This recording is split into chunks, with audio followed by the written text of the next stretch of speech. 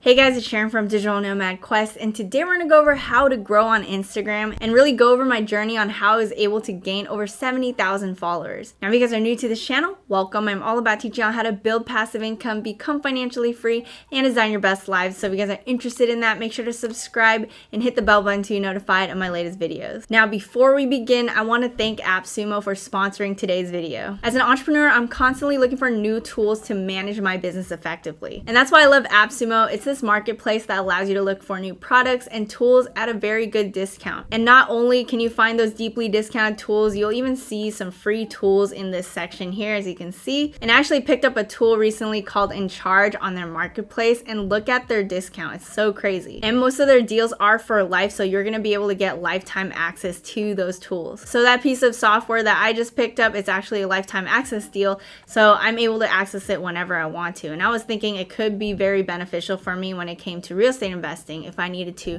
reach out to certain partners and certain agents and things like that. And AppSumo's mission is to help entrepreneurs run their businesses without breaking the bank. And that's why they partner with big companies in tech to bring you those amazing prices. And working with AppSumo, they're actually bringing us a code that you guys can use. It's SharonSung10, and you'll be able to get 10% off additional on top of the discount you're already getting on the products that are on the marketplace. It's offered for the first 500 followers to purchase through the link below, so make sure you use that code, use that link, and you'd be able to get an extra 10% off, which is an amazing deal. So I hope you enjoy that discount, and thank you so much AppSumo for sponsoring today's video and helping out our followers. All right, now let's get right back into it. So if you guys are interested in this video, you are probably wondering, how can I skyrocket my growth on Instagram? And I am with you, because back in the day, I was stuck at around 3,000 or so followers. I couldn't get it up, and I didn't know what to do. And it took some experimenting and understanding what successful people were doing to realize what I needed to do in order to grow. And then my growth just exponentially skyrocketed. And you're probably thinking, oh, she probably has a photographer following her around, giving her these model pics so she can take pictures on the beach or whatever. But if you look over here, I do not have an aesthetically pleasing account like most people do who are blowing up on Instagram. So I think there are multiple ways to blow up on Instagram without having a team to take photos of you, to follow you around, to get videos of you, things like that. And I'm gonna go over different ways that you can do that as well if you want to blow up on Instagram. My growth on Instagram has really benefited me in a sense of I'm able to connect with my followers a lot better, and I'm able to grow my business easier with Instagram as a tool. So I really want to share with you guys my favorite strategies and tips and tricks, and I want you guys to stay till the end because I really go into more detail on those different hacks and things like that in order to grow. So make sure to watch till the end. All right, so now I'm going to go over basically 11 tips on how you guys can grow on Instagram, and I'm going to start more with the basics and then just go into more detail like I mentioned. First off, you got to figure out what you're trying to do with Instagram. Sounds quite simple, but you have to define your goals. So do you want to make a living as a content creator? Are you trying to teach something? Are you trying to get people to listen to your music? You need to define your goals clearly. So for me, for example, I wanted to reach more people, to help people learn more about managing their finances and learning about investing and passive income. And I have a specific use case for my Instagram. So for example, with my TikTok, I feel like it's more of a discovery thing for me. So like getting more eyeballs on my content, because the way TikTok works is it feeds you the stuff that you really are interested in. So it's going to grab more people to my brand who are interested in finance. Now with Instagram, I'm more about connecting with people and basically responding to DMs, putting up stories so they can see more of my life. And I put different types of content as well so that people can relate to it in different ways. Maybe some people don't like the short form content as much. They might prefer some of my infographic content or some of my personal behind the scenes content, stuff like that. So I kind of mix it up there with Instagram, and I use that to connect with my audiences. And then I bring them also to YouTube, where I can do more in-depth content if they want to learn more about a specific side hustle or about real estate investing, because these are the longer form videos where I can teach for a longer period of time. It's part of my current why to help people build passive income, become financially free, and design their best lives. So when you're doing this, you want to know why you're doing it, because A, it helps you understand your motivations and goals, and that will keep you motivated. And then B, it'll help you stay consistent with your content. And that's going to be very important to building a valuable brand that people want to follow. Number 2, you got to stay in your niche. I feel like we hear this all the time, but it actually is super important, because I wouldn't want to follow someone that's just all over the place. I have no idea who they are, so why would I even follow them, right? It's a little different with like celebrities because you kind of know who they are and then you want to follow them as a person. It's a little different when you are just starting out. People don't care about you as much. They want to get something from what you are teaching or whatever. So for me, for example, I figured that my audience wants to learn more about side hustles. They want to learn about how to invest. They want to learn how to manage their money. So stay in your niche, figure out what you're trying to do, and then stick with that. Number 3, your content has to be valuable. So you got to ask yourself what differentiates you from the rest, or if your account just looks like everyone else's. Your content needs to either educate, entertain, or inspire. Whatever content I make sure that it fits one of those 3 buckets, and usually it's gonna be educate, obviously, but sometimes I dabble in the other ones. And I feel like you got to figure out your focus. If you are an entertainer, you got to entertain, right? If you want to inspire people, you're going to create different types of content that's going to do that. But it's okay to mix and match as well with those different types, as long as you are bringing value to your audience and you are sticking with your niche as much as possible. All right, number 4 tip is honestly a super big one. It's all about Reels. To be honest, Reels was everything for growth for me. Basically, I was stuck at that 3K mark like I mentioned earlier, and then once I started using Reels, it just changed my growth for me. The reason why Reels is amazing, it's basically like TikTok combined with Instagram. You're just basically bringing new people onto your platform as easily as possible. When you're posting a piece of content, it doesn't have as much chance to spread to people virally, but when you're using Reels, you can get millions of hits. Like I've gotten millions of hits on my videos, and that has brought people over to me and then made them follow because they liked what they saw. And that's key too, because what I mentioned earlier is really important in order for people to actually follow you, right? They might see your content from your Reels and then they come to you and then they're like, I don't know what's this about, and they bounce off and they don't follow you. That's because it has to all stick with a niche. It has to be valuable. You have to know your purpose when you're doing the content. So all this matters, okay? But Reels is really what created that discoverability. It's that thing where you are scrolling through Reels and you find new people to follow, right? So that's why it's really important. Now I want to give you some tips when you are creating those Reels. First off, you got to capture their attention right away. That's because watch time is everything. So if you are watching a piece of content and you scroll away, it's going to have less discoverability because it's signaling to the algorithm that your video content's not as interesting as other ones. But if you can capture them right away and they're like, okay, let me see what you have to say next, that's a good sign. And then next, you have to cut out dead pauses. That's something I started doing later on. When I watched my video, I realized I had some pauses. I decided to cut those, and that helped my watch time dramatically. People don't want to wait for your ums and your dead pauses. They want you to go straight to the point. So I try to talk a little faster and I try to cut out those dead spaces. I would also see what's working well with other influencers in your niche, and that's actually what I did when I first started out. I started seeing what types of content people were making in my finance niche, and then I started making those types of content too, because I knew that those get more hits. It's already been tested and true, so I tried it out as well. I did my own spin on certain topics, and that really did well with people. So you just got to see what other people are doing well. You could look at my channel and what's doing well. For example, if you are trying to be in the finance niche, you might want to look at other music influencers if you're trying to grow big on music. So try to get inspired by other successful people and then emulate that yourself. But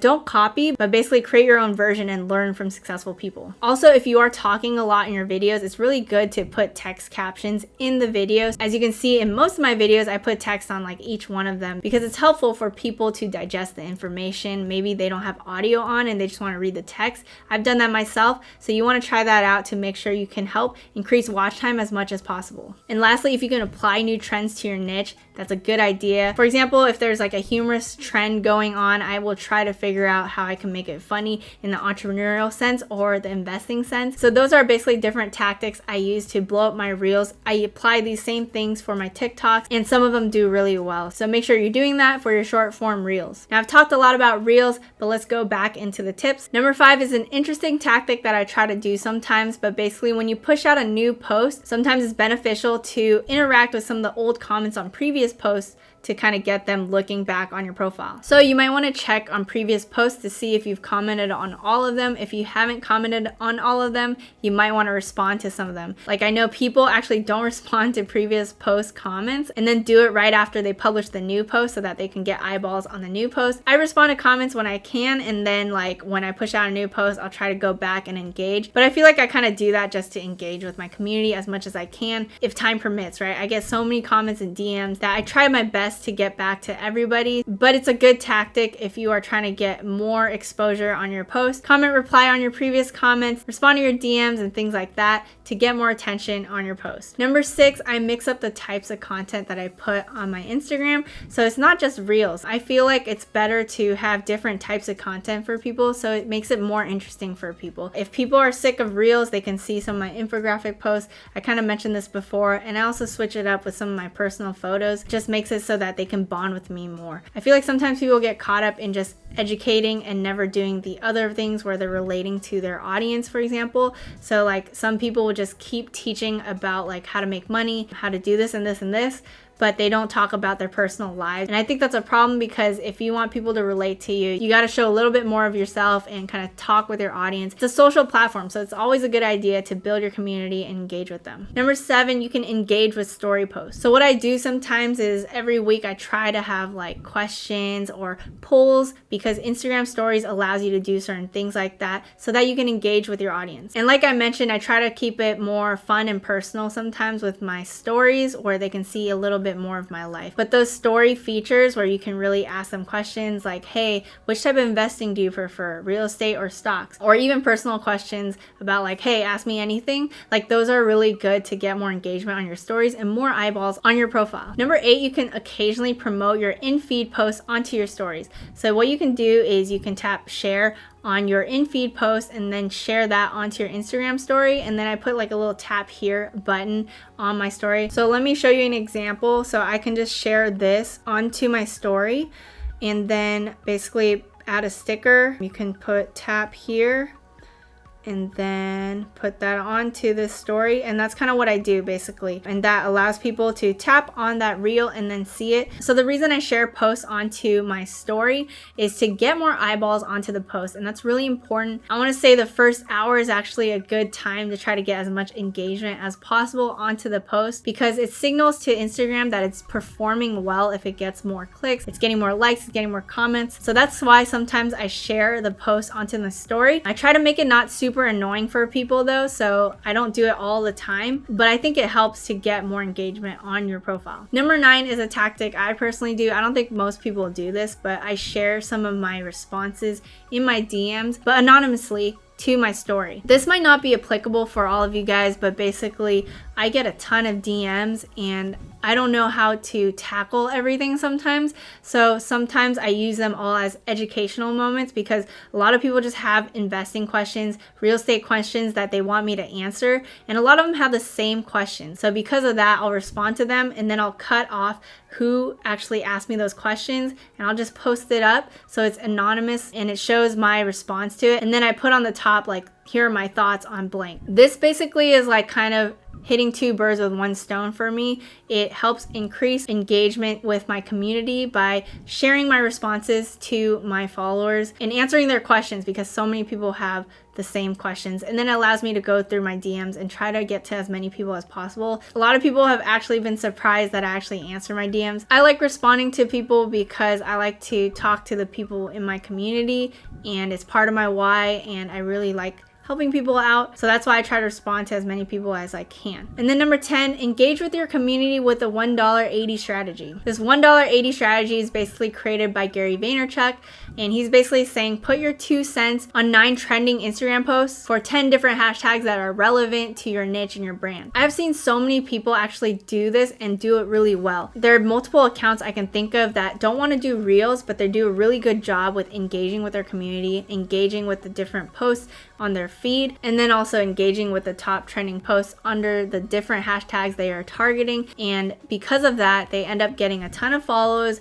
They get a ton of engagement on their posts, and it's really cool to see them do that. So with this $1.80 strategy, I basically want to say that Reels is not the only way to blow up your brand. If you don't want to do Reels, you can totally implement this strategy and do really well with it. But I feel like it takes a lot of work, because you have to do this every single day. You have to basically comment on 90 posts a day, but that consistency will definitely pay off. I would say that not only just commenting on the 90 different posts based off of hashtag, also comment on posts of big influencers in your niche, because I've seen people do that for my posts actually, and they comment on every single post that I put out, but it works because it also develops a connection with me. Like I started responding to them, I know who they are, and they get noticed by other people. So it's a grind, but it totally works. I've seen at least 3 accounts blow up in this way. Number 11, I would say start Instagram lives after you start growing more. It's probably not a good idea when you're just starting out to do lives because you won't really have that many people come in. If you are a brave soul though,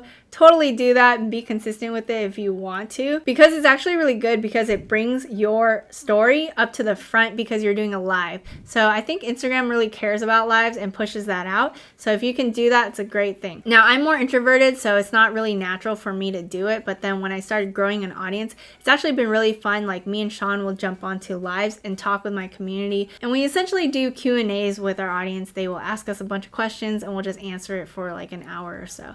So I think it's a good practice to do because connecting with your audience is just so crucial. It's so much better to have 1,000 true fans than have millions of fans that actually don't really care about you. And I really cherish the deeper connections that I create with my followers. So I know I said 11 tips, but I gotta end it with this last one that everyone always says, but you gotta stay consistent. Staying consistent is super important for any different platform that you choose. I've been consistent with my Instagram, with my TikTok, and with my YouTube. Some days I might not want to do it, and that's fine because I used to post daily and I started doing it less and less, but it still works. Even if I'm doing like 2 to 3 a week, that's pretty freaking good. So if you can do that, that's amazing. So try to post consistently if you can. If once a week is your max, go for that. And that's better than dropping off after posting a bunch of times, okay? It's better to space it out and actually be consistent with it for a long period of time. And not only do I post the minimum of 2 to 3 a week, I still post on my Instagram story almost daily. I think pretty much daily because I like to try to keep my audience connected with me. And I think it's a valuable thing too that you should try to stay top of mind for your followers. Try to post stories if you can and bring that personal touch. So I hope this was informational for you. I honestly feel like these are some of the biggest things that I do for my brand. It's not like some crazy secret or hack, right? With a lot of these tips. Ultimately, it's just the grind, it's just the hustle, and also thinking smart. You have to plan it out in the beginning. That's kind of why I brought over the basic ones of kind of sticking with your niche, being aligned with your purpose, making your content valuable. Those are the foundational pillars. And then you got to be consistent with it and also implement the strategies I mentioned as well. If you guys like this episode, let me know in the comments below if anything was surprising to you or not. Subscribe, hit the bell button to be notified of my latest videos, and I'll see you guys in the next one.